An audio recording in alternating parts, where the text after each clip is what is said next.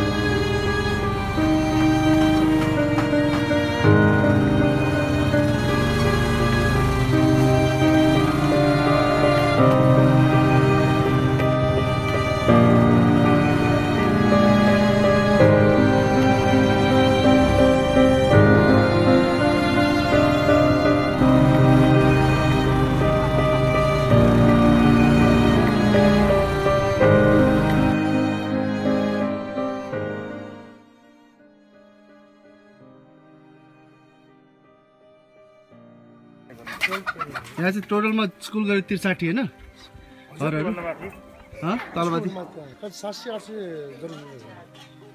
जनसङ्ख्या 700-800 छ यहाँ अनि मृत्युको संख्या 14 अनि घाइते चाहिँ लगभग 25-30 जना थियो जब कोही हस्पिटल गएर ल्याइसक्यो भने कोही यतै साधारण उपचार गरेर यता ल्याइरहेको छ अरू ठिकै छ अब यहाँ मेन समस्या चाहिँ के हो चाहिने यहाँ अब यस्तो अब अलिक रासन पानीको लागि चाहिँ समस्या छ भने बस्नुको लागि अब त्रिपालहरूदेखिबाट रासनमा अब चामल तेल मसला तेलहरू भयो नुनहरू भयो होइन त्यस्तै समस्या हो अब बस्नको लागि त अब यस्तो अब ठिक अब यस्तै अवस्था छ जुन दिन अब जस्तो उनीहरूले जस्तो बार बसिरहेको छ भने अब पहिलो दिन दोस्रो दिनमा त अब सबैजना एउटै बिचमा बसेर चाहिँ त्रिपाल ओसाएर चिसो भुइँमा बसेर चाहिँ होइन बसिरहेका थियो भने अहिले चाहिँ अब जस अलिअलि भएको अन्नपातहरू भएको जति माटा मिसियो भने चालेर निकालेर भयो नि त्यो खानेको लागि चाहिँ अब निकाल्नु भइरहेको छ भने अवस्था छ भने अहिलेको लागि खानाको लागि रासन एकदम अब कम छ खानालाई अब बिहान खाएदेखि अब बेलुका के हौँ भन्ने अवस्था भइरहेको छ होइन त्यही हो अब त्यस्तै छ अब अरू के छ एकताल तपाईँको परिचय र तपाईँको गाउँको नाम भन्नु मेरो नाम चाहिँ रामकुमार सेठ हो शिवपोखरी गाविस वडा नम्बर 9 गएको थियो यो सिंहपाल्चोक जिल्लाको चाहिँ क्षेत्र नम्बर 2 यो जनजाति र दलित प्राय दलितहरू बस्छन् दलित र धेरैमा चाहिँ जनजाति अब नेवार जातिहरू बस्ती हो यो हजुर यहाँ चाहिँ अब नेवार जातिहरू बस्तीमा चाहिँ अब धेरै अब त्यति खासै अब त्यति अब धेरै आम्दानीको उपलब्धि त्यति खासै छैन भन्दा नि हुन्छ अब यहाँका बासिन्दाहरूलाई अब राम्रै हुँदा त अब 3 महिनादेखि 6 महिनासम्म कर थियो भने अब अहिले त झन् अब यस्तो अवस्था अब धेरै नाजुक छ यहाँको अवस्था अहिले गाउँको नाम चाहिँ गहते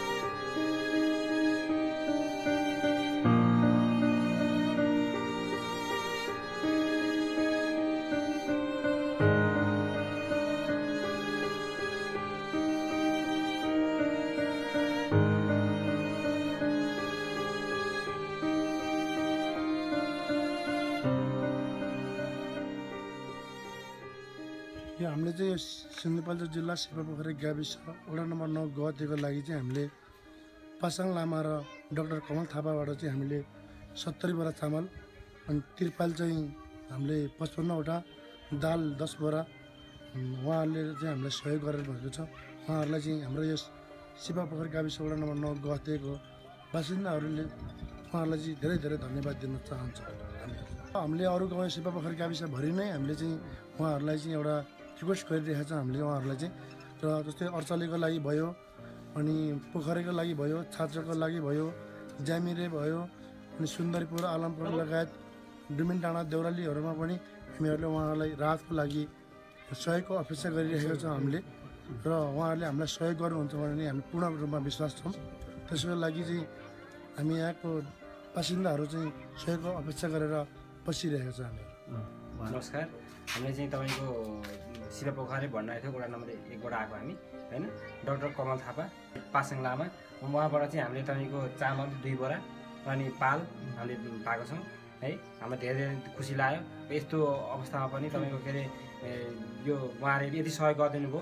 चामलहरू केही थिएन घरमा होइन, त्यस्तो अवस्थामा पनि उहाँले यति सहयोग गर्नुभयो। हामीलाई धेरै खुसी लाग्यो, धेरै ठुलो सहयोग भयो। त्यो यत्रो ठुलो गाउँहरू छन्, उहाँहरूको कतिपय मान्छेहरूले खान पाएकै छैन अहिलेसम्म।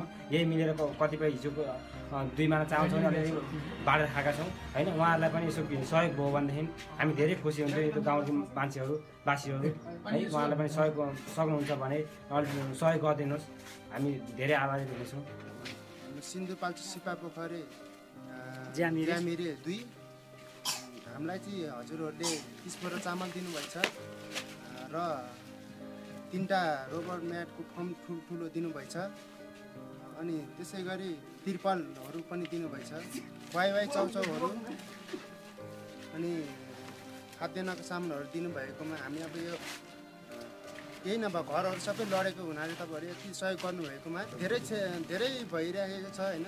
हजुरहरूले अब धेरै सहयोग गर्नुभएछ र मान्छेहरू अब मर्ने क्रम पनि त्यति जारी छ। काहीँ अब मान्छेहरू निकालेको छैन, अझैसम्म पनि भेटाउन सकेको छैन। गाईबस्तु त्यत्तिकै हानि भइरहेको छ। मान्छे त अब बस्ने अब एउटा पहिले त अब तिरपालहरू पाइरहेको छ, कोठामा त केही पनि पाएको छैन। त्यसै गरी अब हामी बस्नलाई कोही त अब भनौँ न पानीमा भर्खरै सुत्केरी भएको मान्छेहरू पनि छन्। अब कोही पानीमा बसेको छ, पानीमा भने रुजी भनी बसेका छन्। अब भूकम्प आइरहेको छ, कतिखेर अब के हुने चाहिँ कसैलाई थाहा छैन। त्यही भएर हामी डर त्रासमा यसरी बाँचिरहेको छौँ। अब सरकारले पनि केही अहिलेसम्म केही उपलब्धि गर्नु सकेका छैन। हामीलाई सरहरूकै अपेक्षा छ। हामीले सरहरूले नै अहिलेसम्म भनौँ न पहिलोचोटि नै सरहरूको राहत मिल्यो, त्यही खुसी लागेको छ।